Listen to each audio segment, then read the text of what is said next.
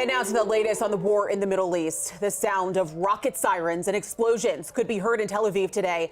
At this point, it's unclear if anyone was hurt. And in Gaza, new video of a mosque in the Gaza Strip there left in a pile of rubble following new airstrikes from Israel. It comes as the United Nations warns that Gaza is on the verge of collapse as the humanitarian crisis deepens.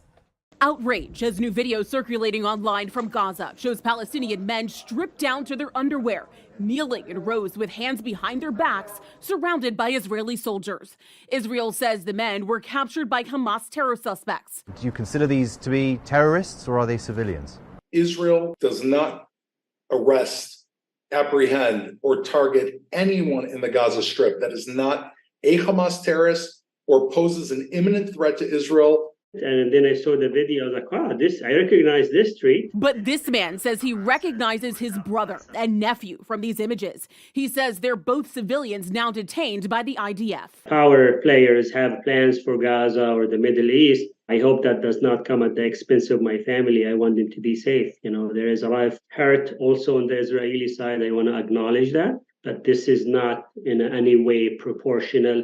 This is not you feeling sorry for the Israelis, does not empty your heart from sympathy for the Palestinians who are suffering. The Committee to Protect Journalists saying another one of those men is Palestinian correspondent Dia Al-Khalut, and they are demanding his release.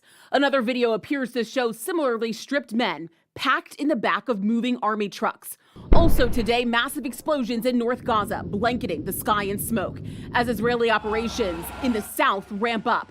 The IDF says they have reached Hamas defense lines, but this is where Palestinians had been told to go for safety. These young girls covered in dust, escaping death. The UN says nearly 1.9 million Palestinians are now displaced in Gaza, with food scarce. Lines like these forming just for flour. And now a U.S. official tells ABC News Israel is considering pumping seawater into the tunnels below Gaza, hoping to degrade Hamas capabilities.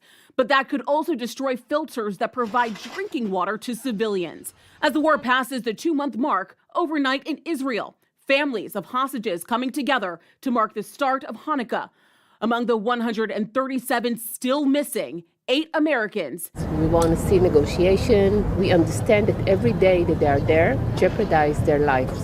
So we need action. And more violence in the occupied West Bank overnight, where 6 more Palestinians were killed.